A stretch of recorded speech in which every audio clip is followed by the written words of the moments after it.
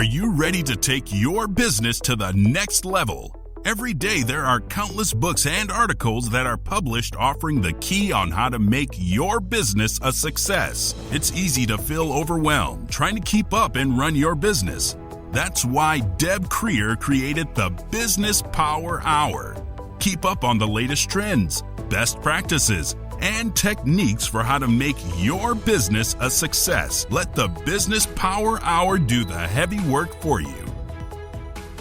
Good morning. Good morning. I am Deb Creer, and I am passionate about giving professionals the tools that they need to make themselves and their businesses as successful as possible. And I am so excited about today's guest. As I was reading his information, part of it is I thought, I know nothing about most of what he's going to talk about, which is so cool. You know, people always ask me, what do I get out of doing this program? I get to talk to very cool people, and I learn something every single time. And I have a feeling I'm really going to learn today from Jameson Choi. So welcome, Jameson. How are you doing? Hi, Deb. Thank you. Good morning, good afternoon, and good evening to some of y'all tuning in. And just thank you again. Appreciative just opening up the floor and where I could just share my story with y'all. Thank you so much. Great. I love it. And it is such an interesting story. So let me tell people just a little bit about you, and then we will jump into this because we need every minute we can get today. So Jameson Choi is a fellow mover and shaker who has been grooving in the startup ecosystem for over a decade. He's now in the nonprofit sector, researching and developing emerging fundraising models for charities using blockchain technology and non-fungible tokens. So again, Jameson, welcome. Thank you, Deb. Well, thank you so much. You know, we really are going to have so much fun. And I know I'm going to learn a lot today, right? Because this is so fascinating to me. So what I always love to ask my guests is to tell us about how they got to where they are today. So tell us a little bit more about that. Yeah, definitely. So during my journey is at the past, it was a decade. I gonna start from kind of like now, then I'm gonna go back, kind of like the movie Memento. So right now, the current projects I'm working on, I'm heavily into the blockchain and non-fungible tokens, finding different alternative ways on how to bring in a new fundraising model for the charity non-sector. So, and how I got here is before I used to be with in the early stage startup and in high growth, typically in the Series A, Series B, and dabbling into a Series C, and worked with clients as a product and as a user experience developer. Collaborated with in our firm from TripAdvisor, Boston Dynamics, from Harvard, MIT, and since then, 2016, that's when I've gotten heavily into the blockchain and the crypto kind of like ecosystem. So since then, one of the biggest things that I've got to learn a lot is knowledge is power. It really is. It really is about the information. And during my journey, when I've consulted and collaborated with fellow other movers and shakers, is that open source is so grand. Because we can accomplish so much more when we just come together, focus on the mission, and see what we can bring together, like a village mindset. So it's not, this is mine, I can't share. Exactly, right. And for me, I came here in the US as an immigrant, born in South Korea, lived in New Jersey, New York, Georgia, grew up in Detroit, definitely in some parts of Detroit that I wouldn't want folks to live in, but it helped me mold me to who I am today. And from there, right now, I am residing over in Atlanta as home base, but I have my home bases over in Denver and Miami and wherever my projects take me. So whichever are of the projects that curious in, just let me know. I could love to dive into it. But I love it.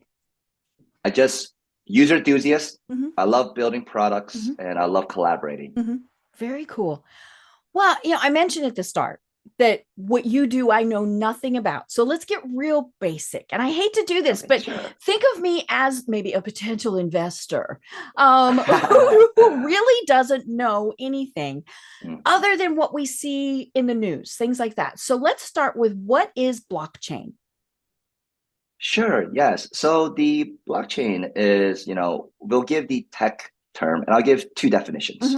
And I'll give the other definitions where I typically share with my students. Okay. So the blockchain is a distributed public ledger where information is stored in a form of blocks. Okay. And how that is secure is by utilizing cryptography. Okay. So think of it more of like a pretty much of a train of storage. Okay. And every block, which is a part, has information.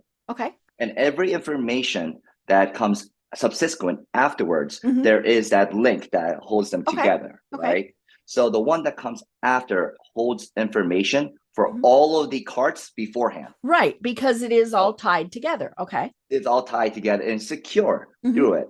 And what's beautiful about this, that why it's public in the applications of it, is that we can actually see where not only where the information is being stored, the application can be an immense within to like the financial institutions and that. So the blockchain tech right now, where we have like non-fungible tokens that are within blockchain, just think of that within the cart of your story, your information in that cart. But you have your special receipt that is specifically for you, and it can't be replicated. It can't be substituted. It is specifically tied to you. So you have your information within to that cart.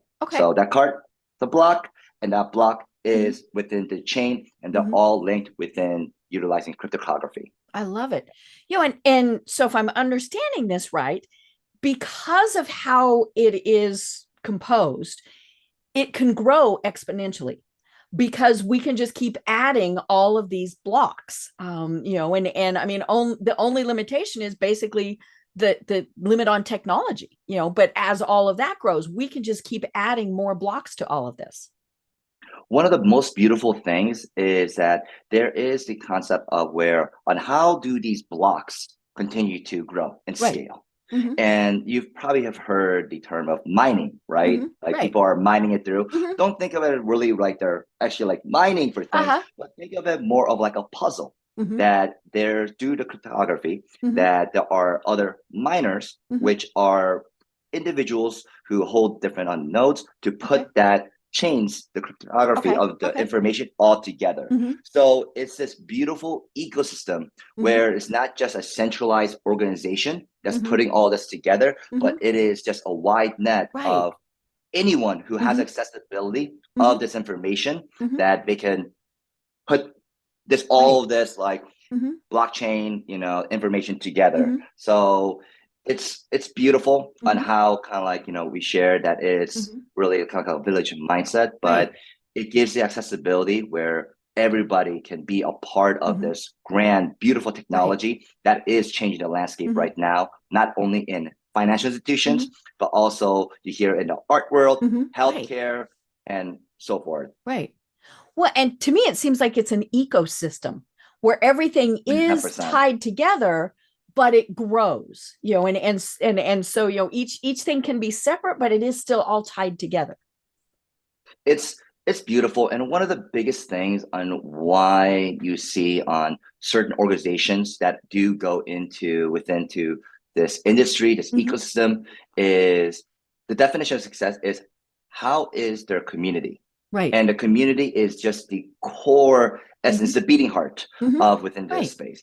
And without the community, then you really got to think about, well, who are the individuals that we are servicing or collaborating, or who's this for? So it's just really, really grand that like the technology has been in discussion since the 70s and 80s. Different parts of it and segments of like the cryptography has been used. I used to FTP files. I'm that old. Yeah, exactly.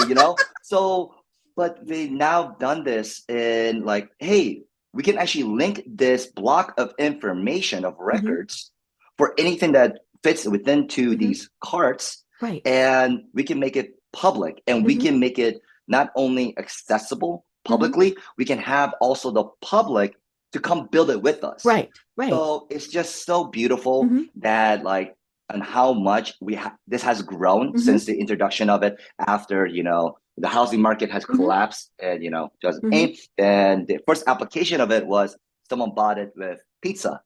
Some exchanged Bitcoin for pizza. Yeah, that was like the first main documented application of it. And just since then, from the application of pizza, now we're just seeing just this ecosystem of its own just continuing to flourish. And it's just really awesome just to not only be in witness, but also get to collaborate with fellow other just so brilliant individuals. And we're just going to see on where it's heading to right now. And right now, focusing on within to a nonprofit sector, because that ecosystem just needs a lot of love and a lot of support. Right. Now, the other thing you mentioned were NFTs, or non-fungible tokens. So again, explain that to me. I'm your student, Jameson. Tell me what an NFT is. Yeah, so non-fungible tokens, explanation of the blockchain. Within the blockchain and the records is like, think of it like a public receipt. A public receipt of a particular transaction of where that transaction holds of a certain type of utility. Okay. So when you have that part where you have storing the records of information, within that record of the information, you can put into your information, particularly that is defined to yours. And it gives you the ownership because you have the receipt. Okay. And we see applications where we see a lot with these pictures of these apes and that, but there's so much more. Like it's the real estate moguls have really dived into the space, because think of the brokerage system. Right. If I send you onto funds, then when you check onto the funds along with the background, think of it more of the smart contract like an escrow. Okay. So instead of having a middleman, the non-fungible token has a function of a smart contract that will facilitate this business relationship, what we usually will have a middleman for. So it's just very, very powerful, where that is about working smarter rather than harder, and that we don't necessarily need to have the middleman in this. So NFTs is more, again, I have to say, more than just the JPEGs, because that's what they try to push out in the media. But there's really beautiful applications that are in this space. And one of the biggest thing, just to, at the end of the day, when you think of NFTs, just think of ownership. Right. That through the NFTs, you're going to be able to have ownership. And it's actually like a public notarized everything. Publicly. It's real. On the ledger. And that is specifically onto you, because you're the one who holds onto this NFT. So think of like a deed to a house, but it is a digital form, and that house can be different types of digital assets. Okay, cool. Now, do you use real money, like cash money to do this? Is it a money financial transaction? How does this go about? It's interesting on how with real money, because technically real money, ever since we got off of the gold standard, the money, I know the whole money concept, especially worldwide, is just very strange, and because we still have bartering, and then we have, your dollar bills, you have your, of course, all of the United Kingdom money has to be reprinted because it's a king now as opposed to a queen. Yes. But, and then of course there's crypto. And so, that is the very confusing thing. I love the part what you brought up with the bartering and trading, because that is the original form of agreement of transaction. Right. Yeah. We did not. Now, you might have given somebody a rock. Yeah. But I mean, it wasn't. But the important thing was, it was not backed by a government. I mean, that was kind of the whole thing about how money came about, was there was some other entity that was guaranteeing its value. But originally it was, here's a chicken, And nobody, Yes. and Yeah. in exchange for my chicken, you gave me, a flower. Like bread or Mhm. so, and Right. because of the season, they're like, hey, Mhm. I have enough bread or I Mhm. have enough chickens. Right. Instead of it, what is that intermediary? Right. And that's Mhm. when the introduction of Mhm. currency came in. Mhm. So Right. same form of, instead of like, let's say like something that is of paper that we can Mhm. feel, on the digital Mhm. aspect is, hey, I have of this of value, Right. instead of me receiving a digital asset or Mhm. so, Mhm. that is like, instead of like, think of like the digital chicken, but Mhm. digital asset. Right. And like, hey, I have enough, I'm good on those, Mhm. but I am able to have this intermediary Mhm. of, cryptocurrency, Mhm. let it be from Bitcoin, Right. Ethereum, Avalanche, there's Mhm. Mhm. quite a bit. And the most important thing at the end of the day is that there is the undivided agreement Right. of two parties that Mhm. like, hey, I'm Yes. in agreement that Mhm. if this is the transaction, Mhm. I'm okay in that form of Right. Your payment. chicken means this to me. And that is at the end of the day Mhm. of necessarily of a free market, Mhm. right? Right. And if it's two parties and they are in Mhm. agreement, then really at the end of the at not at Mhm. just end of the day, end of the week, just Mhm. just overall, it if the two agreements are like, okay, Mhm. this is good, this is Right. fair, and everything is law binding, they Mhm. sign off on it, then that's great. Mhm. And what's beautiful is that it's not infinite. You can't Mhm. continue to print it out. Right. There's only a Mhm. this amount of Bitcoin, this Mhm. amount of Ethereum, Right. ever, Mhm. right? So there is an actual parameters Mhm. there within that, the supply and Right. demand and where the price will get Mhm. actually fluctuate, Mhm. right? But right now, what we have with, don't need to talk about our current currency in Mhm. fiat, but the fiat, a lot of in history, a lot of fiat currencies have collapsed. Right. They've collapsed, Mhm. and where we are heading to right now, it brings in a lot of not only security, Mhm. right? But also that information of knowledge of Mhm. how the financial transactions Mhm. are being, I guess, implemented and Mhm. also transacted. It's public. So everyone Mhm. gets to see this. Right. So there's a lot of really interesting, like intriguing Mhm. and brilliant things that are happening within this Mhm. space. And that we're seeing even the Federal Reserve are thinking about doing the digital dollar, Right. so like, Mhm. why, if the Bitcoin was just Mhm. monopoly money, why Mhm. are we going into this space? Mhm. But it's, you can't, you know deny the technology that is there. It's Mhm. just more efficient, Mhm. it's way more cost effective, like pennies. Right. We don't need pennies, but Right. it Yeah. costs us like $5 to $10 million just Mhm. to mint pennies per Right. year. Yeah. Yeah, So because copper has become so expensive. exactly, Mhm. yeah. Right. Well, and I love that you say it has to be mutual. There's a mutual agreement, Of course. which keeps people from just all of a sudden saying, I have $500 million. It's like you Yeah. can't just claim that. I mean, it's all interrelated. And I think that's where some people got confused with crypto is, and I had people say that, well, did did they just initially say I have X number? Well, no, there was a process where, it was, you didn't just proclaim I have 5 chickens, and you had to actually have those 5 chickens, or that 5 million in crypto, or Yeah. 5 million physical dollars, things like that. I mean, it's not made up. Well, with that, well, we ourselves as beings, we get to manifest just Right. miraculous things, Mm-hmm. right? From Mm-hmm. skyscrapers, from the Mm-hmm. technology that we Mm-hmm. have nowadays, just us as Mm-hmm. engineers, Mm-hmm. creators, and builders, is what is technically made up and what is Right. real, Mm-hmm. right? And if it's at the end of the day, if it is two mutual agreements of Mm-hmm. parties Mm-hmm. say that, like, you know what, that is a fair, Mm-hmm. and I am in full agreement, and Right. there's transparency, Mm-hmm. then let it be those two parties Right. make the transactions Mm-hmm. that they are. Yep. As long as that it's law binding, that they can Mm-hmm. sign off an Mm-hmm. agreement and there's no like necessarily a Mm-hmm. funny business and Mm-hmm. happening.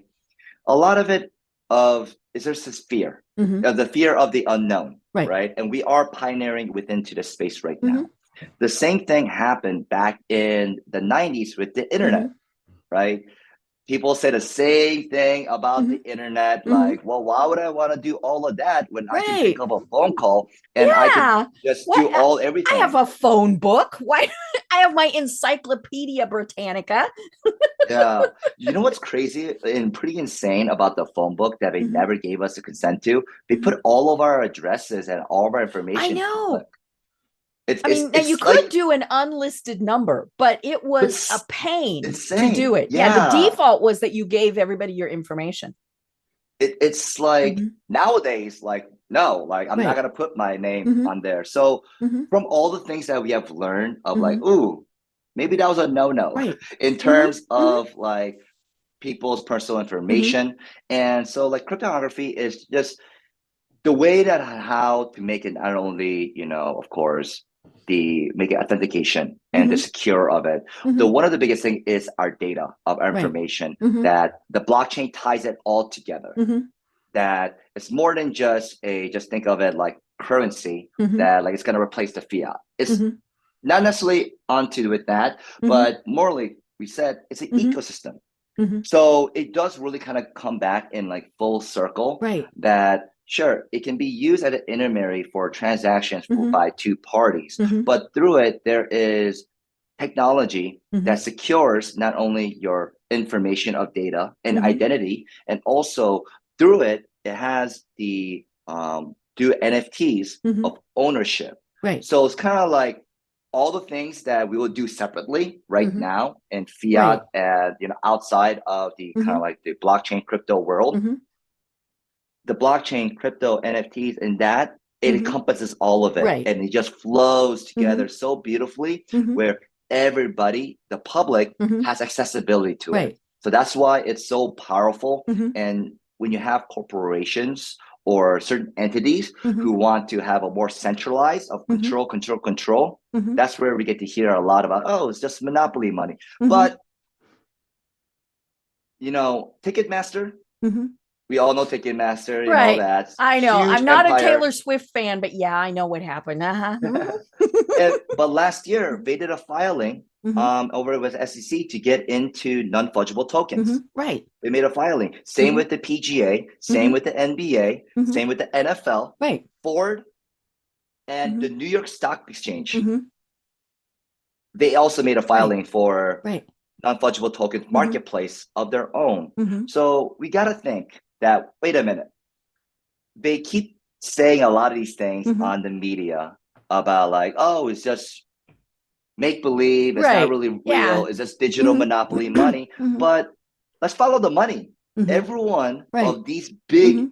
Mhm. billion together, the Mhm. $1 trillion Mhm. Right. empires, Mhm. giants, they're Mhm. moving into this space. Mhm. So you got to think, we got to think Right. that, like, wait a minute, all the media is telling us to stay away, Mhm. but behind the scenes, we see all of these huge Mhm. giants Right. within the kind of like the corporations of Mhm. Web 2.0 world that Mhm. they're moving into the space Mhm. behind the Right. scenes, and they're not telling people about it. Right. You know, Well, and we should always be cautious. I mean, of course, that's one the hundred ten thing. But percent. what this really strikes me of is the fact that for before, so say back in the 40s and 50s. Now, even I was not born then, but every each country had their own currency, and obviously they still do.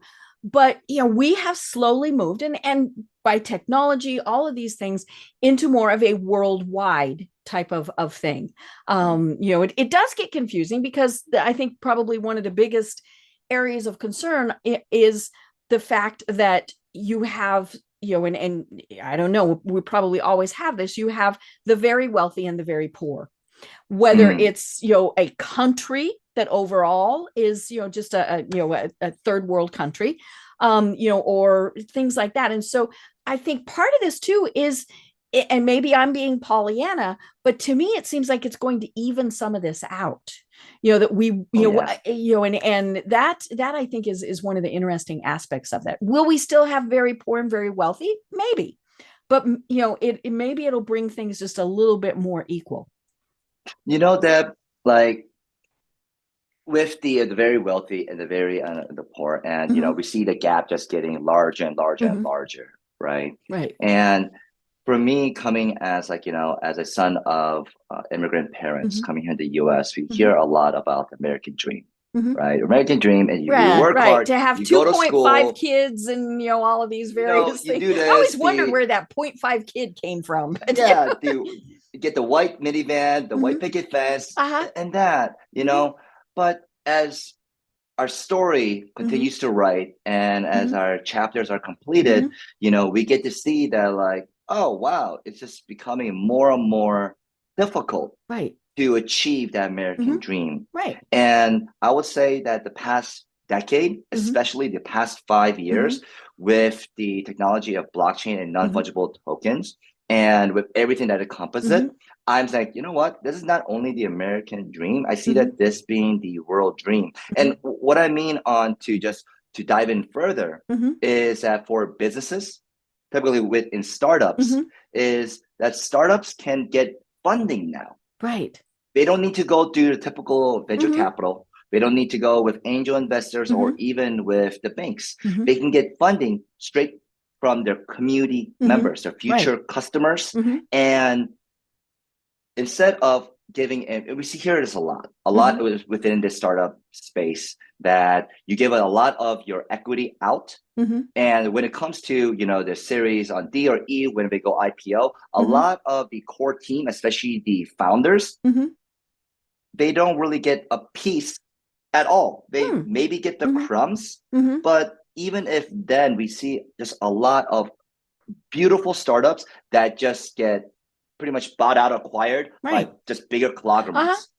Yeah, and that happens through by the control of equity. So what the blockchain with the NFTs do is that, hey, if I'm going to have actual ownership of anything, I'm going to have my community be an ownership of this. And through the NFTs, it actually gives utility of like voting, of like, hey, I funded your company, and with this utility, your organization is allowing me to vote on where the funds are going to. So if this happens on a scale of just a startup, imagine what this could do into the nonprofit sector. And this is where I'm looking into and diving. You are the part donations. of a great organization. So tell us more about In the Know. Yeah, so In the Know is, most importantly, is to have fun. Just have fun. And I always share with our partners that collaborating, other movers and shakers, is that at the end of the day, of course, we got to see if there's a market fit, right? Of course, we got to need to see if there is a need for this of the product or service or the experience that we are designing and cultivating. But just at the end of the day, most importantly, it needs to be fun. Right. It needs to be fun. So In the Know is utilizing on emerging tech and within to not only the blockchain, the NFT or cryptocurrency, is that it's infrastructure as an incubator and accelerator. So a lot of the projects are actually called campaigns. Okay. So we focus on to what is the mission and the core values of this campaign. And we did a campaign back during the pandemic, where we got to see, everything shut down, right? There's a lot of organizations, especially small businesses, that went out of business because they didn't have the business and they didn't have the support. And the organizations sector that suffered a lot were nonprofits and charities. And a lot of our friends, we were just checking in with them, like, shoot, like, how are the homeless shelters? How are the food banks? How are they doing? So a lot of our friends who were creatives and, who had the record labels and musicians were like, hey, I'm hearing this Twitch. People are live streaming. And we had no idea exactly that, like, on how to implement the best kind of like digital live stream. But we saw that there was a need. One of our friends up in Nova Scotia, this was our first two kind of like live stream fundraisers that we did. We were like, you know what? There are no concerts. There are no festivals. Let's do this digital concert and let's raise some funds. And you're working on a new album or Mhm. single, let's share it with the Right. community and Yeah. this is have fun. We're all locked in Mhm. anyways, right? Mhm. So we did one for a homeless shelter Mhm. and also for a food bank up in our Okay. friends up in Halifax, Mhm. Nova Scotia. Mhm.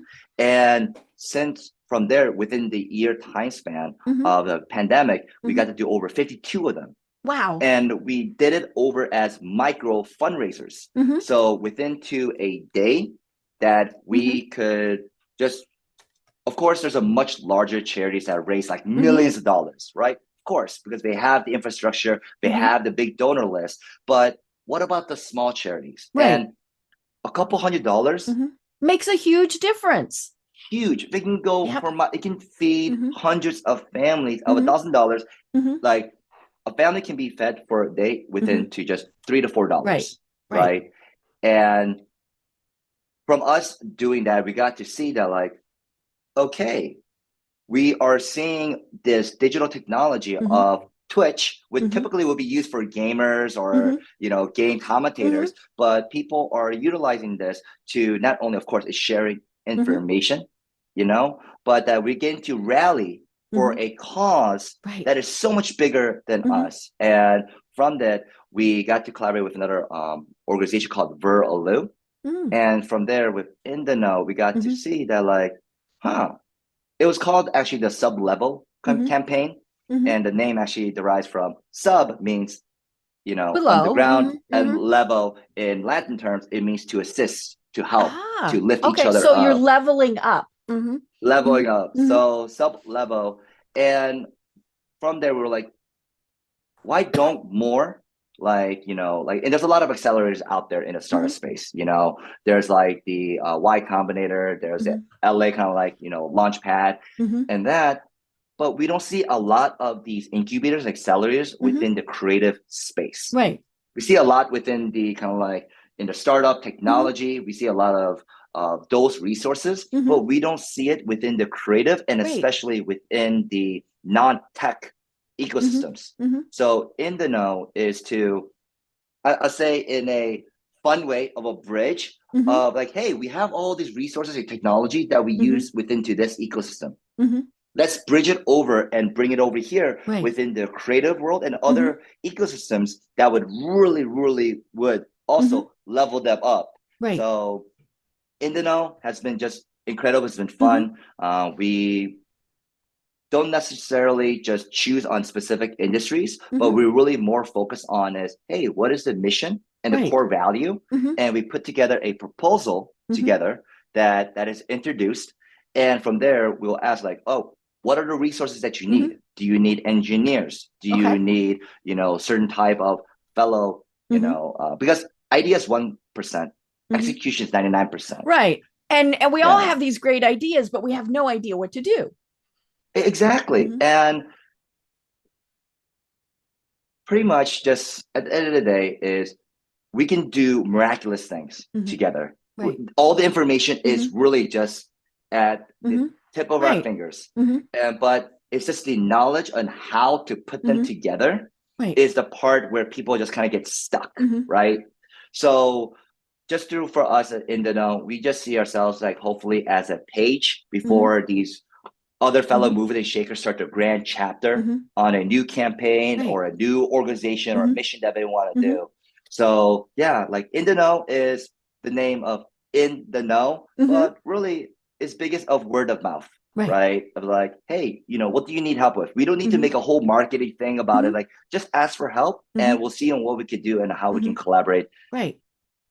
Well, and I love this group think type of concept because and I'm going to read the description that you have on your website, and so that you collaborate for change, and then you say we are a community of in the know investors, experienced creators, and pay it forward, that's important, entrepreneurs, volunteering, campaigning, and supporting initiatives that move humanity forward.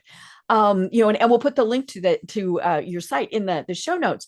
But like we said, we have these great ideas, but we don't know how to get from point A to B to C. And we all think, well, I have this great idea, but it's going to cost me a fortune. if I want to do it. And so, it's just, or I don't even know where to turn. And I think that's the cool part is, this gives people the ability to be able to say, hey, Jameson, what do you and your team think about this? Is it even doable? And then you go from there. That what we don't see a lot within especially of like small business owners or an entrepreneur, is that the support. Right. And the support of when we launch our small business, it's here we are in our spare bedroom and there's nobody around, and and it's scary, and it really is very taxing on our mental health. Right. Because in society we always have to say that, like, oh yeah, hey Deb, hi Jameson.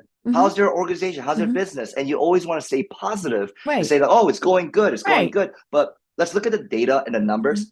A lot of small businesses fail within the first year. Right. And another big section fail within 3 years. And a lot of it is what I get to see is just not because of the market fit and of course the business that's running, but it's really the execution, which is us. Right. And it's very wear and tear on our mental health, our relationships with our loved ones. And what we want to do within Indino is that it's a safe space. It's a safe space to say, hey, I don't know. Right. I'm struggling here. Hey, it's okay. It's life. We'll figure it out together. Right. And it's okay to say that, like, hey, this is a bit difficult. I'm having a bit hard time here.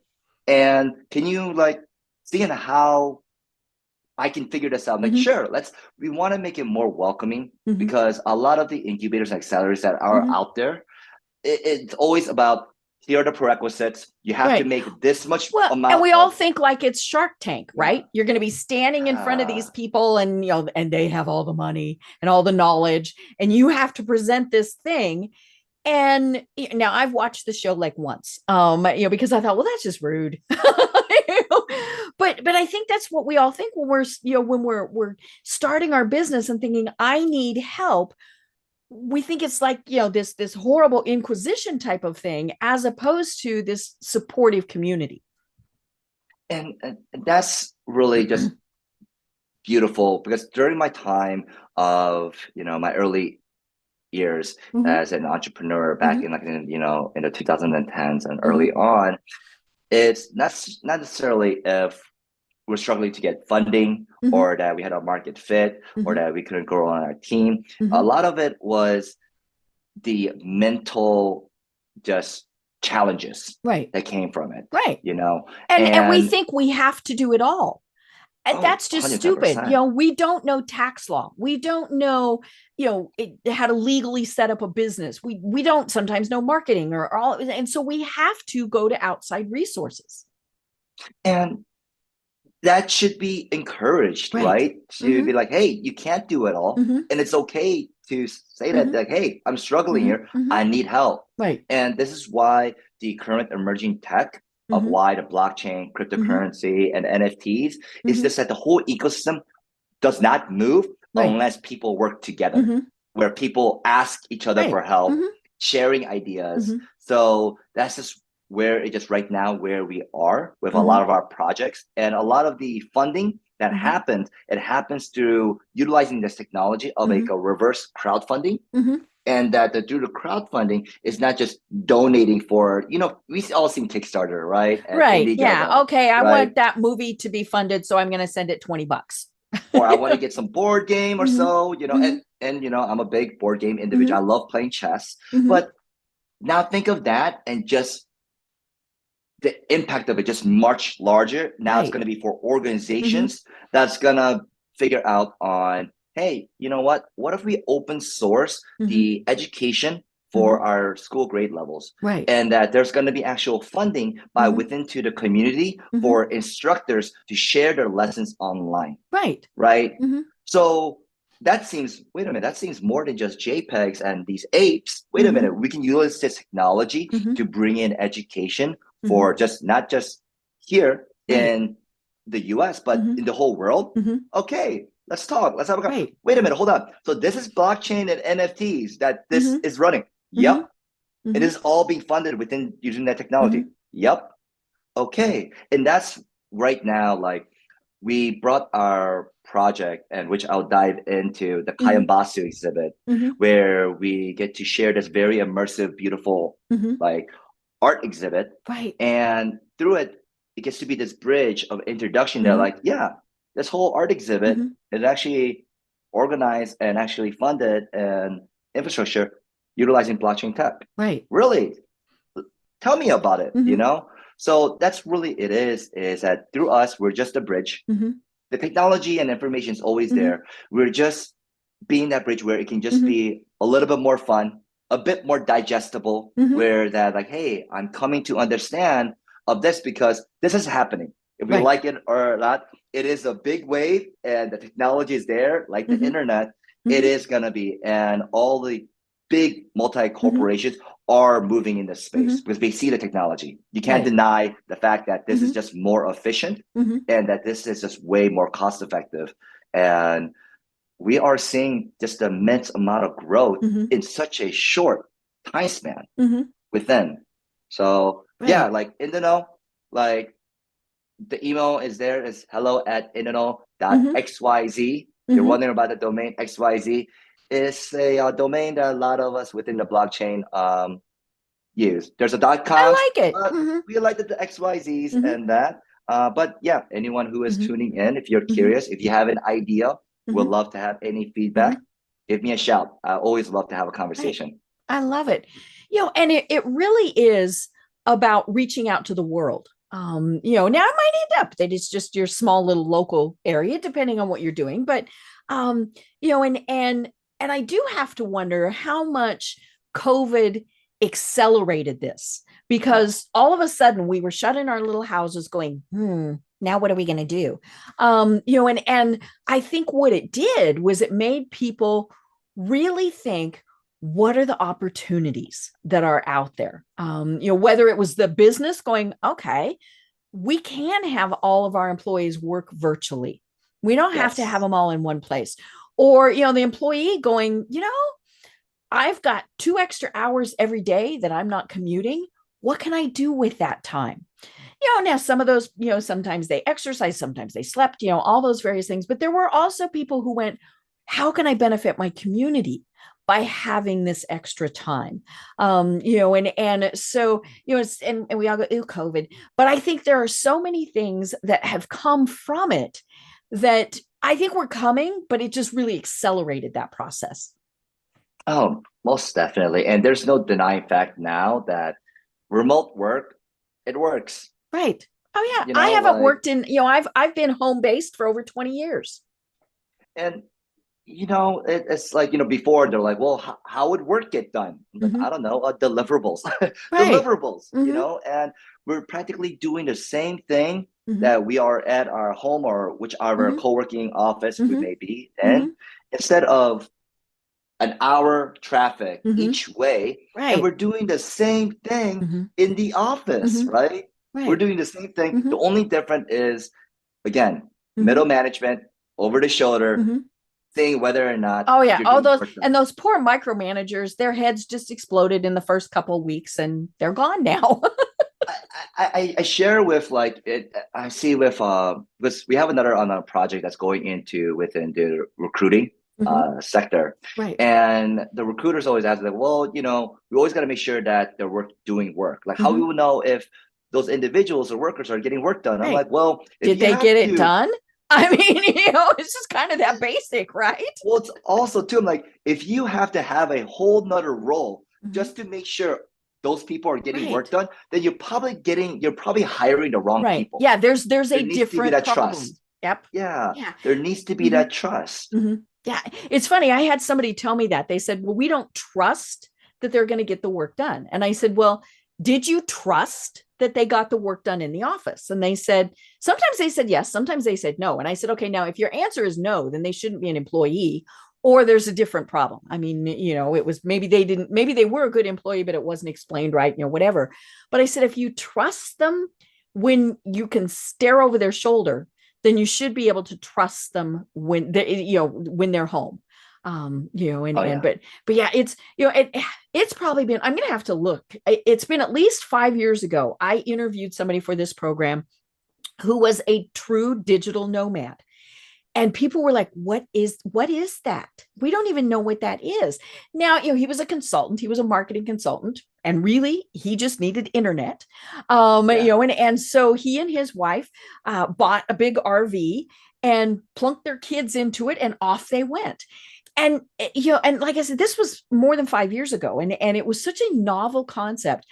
But of course, what he talked about was the fact that his kids were little. They homeschooled them and those things. But he said, look at how we're actually teaching them. He said, so when we're teaching, say, about Native American history, we go there.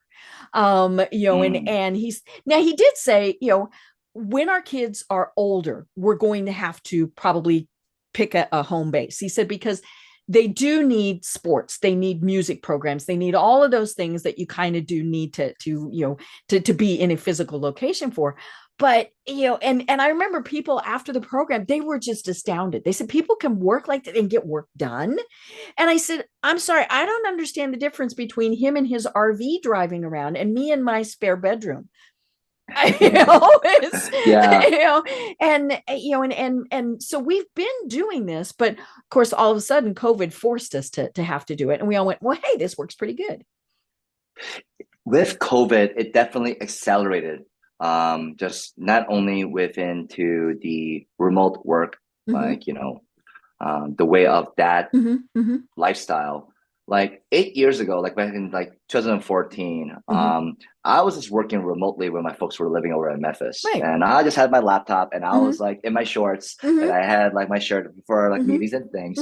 And they'll be like, how much vacation do you have? Right. Because Are you've been you here really for working, working. Jameson? And, yeah. And they kind of like see, I'm like, yeah, here it is. And I'm here coding. And like all I need is like, oh, I see. I understand, like it's just more an aspect that there's a lot of infrastructures that really instilled a certain type of state of mind, right? That it has to be this way and it has to be in this manner. If it doesn't, then if we don't do A, B, and C, because it's always been like this for it's always been done this way. Like that then you're not going to get here.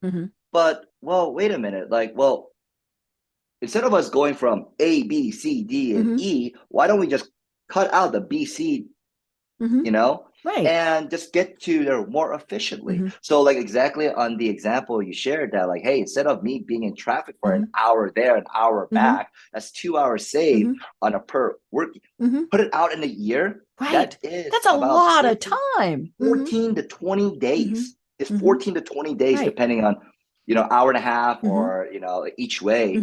And what can you do with that time? Well, I can do that with anything I want. I can spend time with my family. I can spend it on this hobby or music that I've been putting up or artwork. And COVID, it really just kind of like brought it back to the basics on what's important. And for me, what really kind of like put it was family and because COVID hit pretty hard for my family and for my, my loved ones. But of course, in this lifetime is just experience to the next experience, right? And a lot of great, phenomenal things have occurred in terms of the new kind of like mindset. People say like people are waking up. They're like waking up, but it's more so that we're just coming to understanding and we are growing and evolving to understand that like, hey, this is important. I want to spend more time with my family. I want to spend more time on the things that bring me joy. And that work is just really just work. I enjoy it, but I enjoy all these other things too. So when people ask like, what do you do for a living? It's interesting on how a lot of people ask like, oh, I'm an accountant, I'm a developer. But for me, even back then, like, well, I've done different hats. I'm more than just a product individual or a user experience developer or advisor, but like, hey, I'm just an individual who just loves to be creative and collaborate. And I just want to make sure that I'm having fun in the process of it. I love but it. Of course, also COVID, certain things happen in COVID where they're like, wait a minute, if we're all struggling. Mhm. How are these multi-corporations have hit record-breaking profits, right? Mhm. And that brought out more information into the blockchain space that like, hey, Right. we need more transparency here. Mhm. We need more transparency on where Right. money is going. Mhm. So that has accelerated as well Mhm. too. So Right. Oh yeah. I mean, it's like you said, information is power. And that really is what it comes down to. Okay, you mentioned creative. And so let's talk about your exhibit. So it's Kayan Basu. Did I say it? yes, Yay! Kayan So the Basu. Kayan Yes. Basu exhibit. So this is fascinating to me, and I loved looking on your website about it. So tell us more about what this was. It is Yes. actually. Mm-hmm. Yeah. So the Kayan Basu exhibit, Kayan Basu is actually translation in Japanese for canvas. And the Kayan Basu exhibit, we have collaborated with other movie shakers, artists, and creatives of utilizing projection mapping. Okay. And typically, you have like a projector to put the pretty much the information or the image onto like a screen, right? Right. Well, our screen is a car. So we actually projection mapped it on a car. And we did the first exhibit, rolled it out in New York City. Well, I think it was in Brooklyn, and it was during New York Digital Fashion Week. And we collaborated with our kind of like our ecosystem of there were very big car enthusiasts, so car collectors. So we had a Rolls Royce Ghost where we projection mapped. Right. And we had a whole team of like a dozen other just, oh my gosh, the things that like our friends, our fellow like creators can do, and to see it And when you on there give them and free reign, they're just like, wow. just to support them and say like, hey, like this is the parameters. The car is within here. Let's just have fun with this, and let's make it immersive, make it enjoyable. Let's make it where it's all family friendly, that all ages can come and experience. Right. And from us, we got to do that, and we got to see that like, oh wow, this is such a fun way to introduce the bigger conversation about blockchain tech and NFTs and cryptocurrency. So we brought that over to Miami last year during Art Basel, and we did it during in collaboration with other movers and shakers that were there for Decentral. It was a blockchain conference, and also for Miami Art Week, Art Basel. And now we are, in conversations of other conferences and conventions on where we can bring this exhibit. And this Kayan Basu exhibit is actually a project that a campaign that actually came out from Curation. And the Curation project is a NFT project, but is an NFT project of a art club through membership. So we have utilized the NFTs as a form of membership. And you know how some people can be with cars, right? Really into with cars. They're car people. Car people, And when you get to see something, and I always share that certain cars are it's artwork. It's such a beautiful blend of, think of like the most elegance, think of the most innovating technology of the engine, the chassis of the car, and it's a mobile artwork that goes to places, right? So we were like, hey, that would just be just a beautiful medium for us to do a car club. That's fun, but also the greater mission of us to introduce the conversation that like, hey, here's some knowledge about a very complex topic that we see on the news, but here is how we can make it more digestible. Right. Yeah. When you see the art on the car and know that it's been a community project, it's easier to understand. And it's just, if it's fun, you're just going to be more willing to just open your ears and just take in that information. So yeah, the Kayan Basu exhibits are just incredible. We are looking into with just all different types of cars. People are sending us, hey, you guys should do with this car as this canvas, and we should think about this design. So we're in like in talks. We'll see. But we're going to be in talks with other automakers, and where they roll out their like new kind of like concepts of cars or so. Great. We would love to in conversation and hopefully collaborate. Cool. I love it. I love it. And it's just such a great thought. And I love that you say that it's immersive, because that's where we really do start learning. I mean, I went to one of the Van Gogh immersives, and you were in it. I mean, that was the cool thing. You were completely surrounded by this artwork. And now there would be some I would think, no, don't, but others, and obviously it is, it's your personal choice, but and your preference, but it is just such a cool concept to think that you just took a car and, as you said, you made it the canvas, and that's what is such a neat concept about this. That to add on is this technologies, all of these are here. And they are just evolving and they're growing. And we need to just do a better job of how we can level the playing field and make that information and knowledge accessible for everybody. It can't be where it used to be with our financial institutions, with the stock market, and to make it complex. Like, hey, because it's so complex, you need me. Yeah, you can't understand it. Right? And this from us was like, hey, we need to make this more accessible and let's make it fun. Let's make it fun. It doesn't need to be boring and so intricate. Yes, it is very, very complex system, but life is complex. It is. And we break it down so beautifully in different ways that we do in society, in a way of life. We can do it for this. So this is just our overall thing with our employees and our partners and collaborators. Most biggest thing, our vision is to share fun ideas.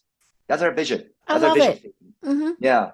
And through that, our mission is just at the end of the day to share fun ideas. Because if it's not fun, and if you're not sharing it, then it's not going to be a very collaborative experience. Right. Yeah. So, because somebody else is going to look at it and go, right. So, and if anything, I think one of the things COVID showed us is life is short. We have to do things, and we're not Pollyanna. We still have to do things we don't always want to do and don't like to do. It'd be great if we could just have fun all the time, but we can't. But the concept is, so some of those things that you think, can you make it fun? How can you make it fun? And how can you learn and share? I mean, that is the key thing. Well, with the remaining little bit of time that we have, one of the projects that we are rolling out in the nonprofit sector, we are putting out a fun, engaging puzzle utilizing NFTs. So a lot of the nonprofits, they have this ongoing struggle with donor fatigue. It's happening. And the technology that they have, in especially the security, is terrible. It's very, very bad.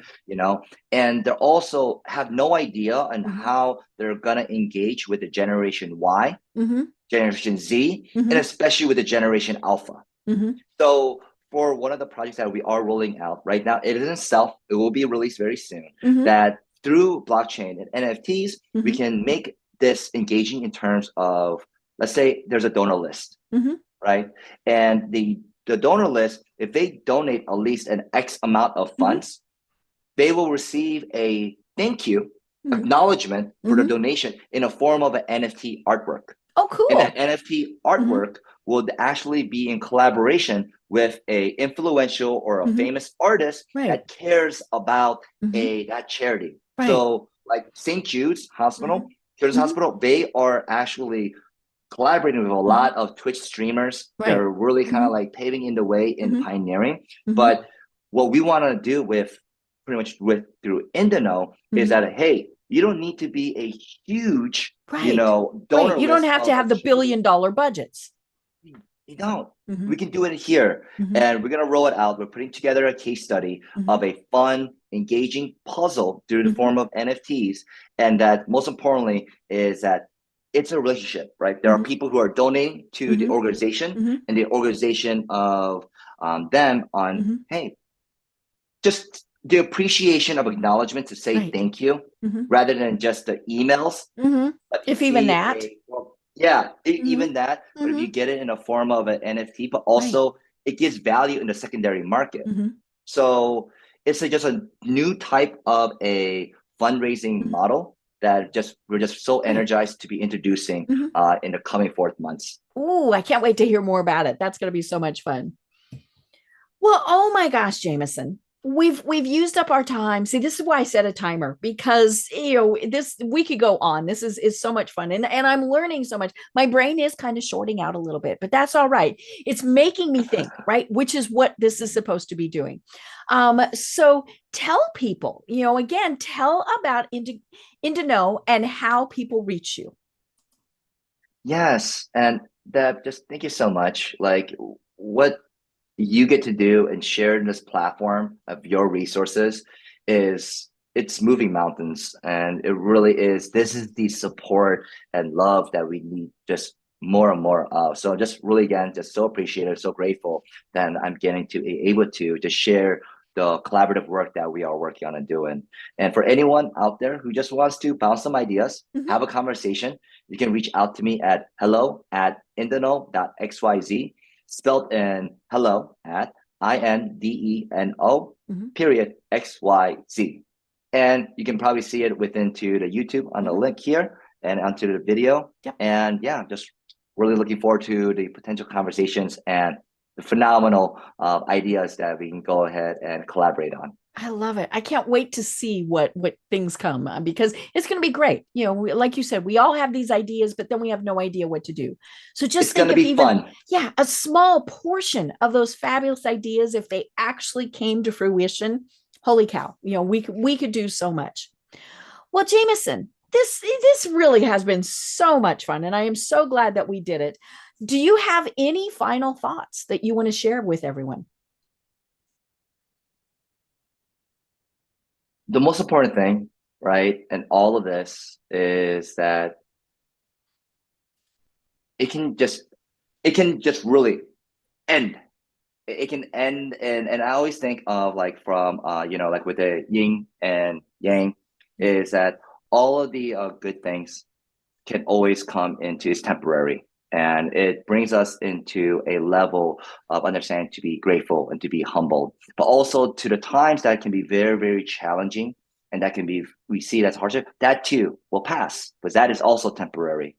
And through it all, during that journey, is the people that you surround yourself with, make sure that they're supporting you on your crazy ideas, because it is the crazy ideas that are gonna like move the mountains, change the alignment in the stars, widen into the things like, but if it isn't the crazy non-status quo ideas, then it's just gonna be just something else through that just will be generic. So be explorative, be wild, be authentic to just yourself, and live life unapologetically. Because at the end of the day, it is your life, and it could just end like this. So enjoy it, have fun, just have fun. And once you have fun, everything else will just become so much more enjoyable. Even these complex ideas and things that we are all working on and doing, if it's fun, it's just that much more. And you've already reached it. You already hit the pinnacle at that point because you're already enjoying it. So I know that's a little bit long, but it really is that. Like we always try to look for what is the biggest like way of life, or like and how do we make it, but we never get to see and take a moment that like, wait a minute, I was thinking of hoping to be at this point last year, so I've already made it. So let's enjoy it, let's have fun, and make it collaborative, open it up to other individuals. And yeah, again, Deb, just thank you again. I really am appreciative, and just looking forward to the next fun conversations that we'll have and get to bounce ideas. I So know. thank you again. I can't wait. I can't wait. Well, I am Deb Creer. I've been having such a terrific discussion with Jameson Choi. And until next time, everyone have a great day. Tune in for our next program for even more trends, best practices, and techniques for how to make your business a success. The Business Power Hour, hosted by Deb Creer, is proud to be part of the C-Suite Network.